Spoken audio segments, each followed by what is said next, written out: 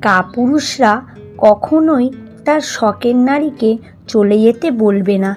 এমন ব্যবহার করবে তুমি তার জীবন থেকে চলে যেতে বাধ্য, কারণ সে কোনোদিনই যে নিজের ভুল দেখে না।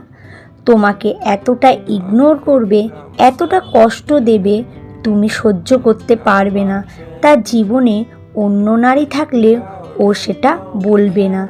দিনের পর দিন তোমার সাথে অভিনয় করবে, সাজিয়ে গুজিয়ে মিথ্যে বলবে, ব্যস্ততার অজুহাত দেখাবে।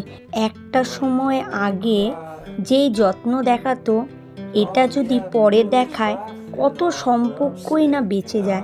আসলে মামা তাই না। ওই যে বলে না, কথায় আছে, সহজে পেয়ে গেলে তার মূল্য বোঝে না। এই কারণেই বেশিরভাগ পুরুষ এখন একা হয়ে যাচ্ছে।